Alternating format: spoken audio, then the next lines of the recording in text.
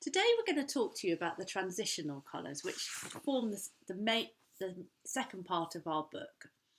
And they are quite distinct from the foundational colours, which is what we started with in the initial videos.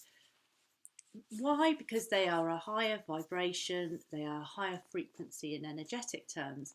And so where we originally talked about the positives and negatives of the foundational colours, we're not going to do that here because it doesn't really make sense to talk about colour in duality.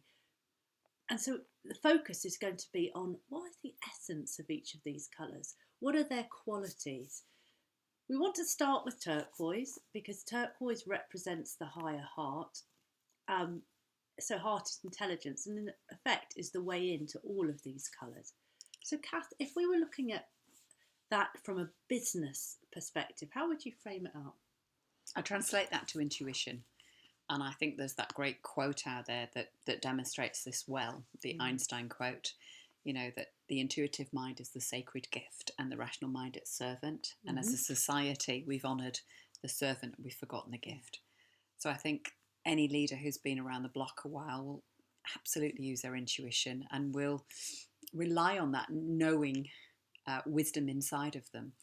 Whether they actually want to acknowledge that publicly is another matter, because of course we live in a world in business where there's this preoccupation with certainty and the rational, the facts and the order of the day. That's it, because it's all about measurement.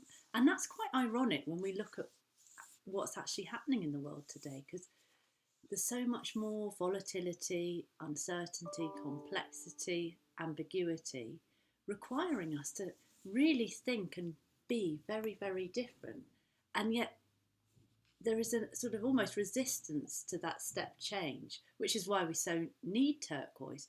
So if you go back to the turn of the century, who would ever have thought that, 8 years later, we'd have the global financial crisis?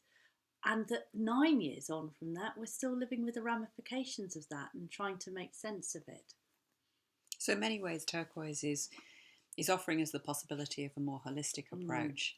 It's all about a preoccupation with creativity and innovation. So breakthrough performance and a more accelerated shortcut to some of the complex answers we find in society today. Yeah, and we need that shortcut because if we take one of the key facts, which is if we look at the amount of data in the world that's available to us, over 50% of that has actually been created in the last 2 years. And at the moment, many people are feeling overwhelmed. That's why there's an interest in engagement, full engagement. And, I think it's such a sad dilemma that there are only few people out there who actually love what they do and just enjoy the spontaneity, the rhythm and the flow of work, which, we get to experience doing the kind of work we do.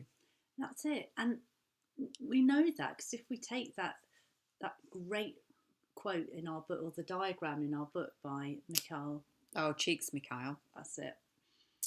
And he talks about flow. And what you've just described really is the pleasurable way to get to flow, because he talks about arousal can lead to flow, which is really about loving what you do and getting lost in your work, and then ping, you suddenly find yourself in flow. Yeah. And yet what most people are doing is what we would call the old way, the old paradigm, which is to pile on the pressure, mount up the challenges so that we're at stress city, can hardly breathe, and hopefully in that level of anxiety, we flip into flow. And you can get there, but hell, it's at quite a cost. Yeah. And hence why, what came about was work-life balance, which is just silly if you think about the reality of that. I mean, it just creates more separation, doesn't it? And actually, we need to be thinking more in terms of work-life integration and bringing more of these disparate parts of ourselves into wholeness and completeness. And in a way, that's really what turquoise is all about, isn't it? About seeing the synchronicities of that, the interconnectedness of all things, and thus enabling us to be able to be in that space.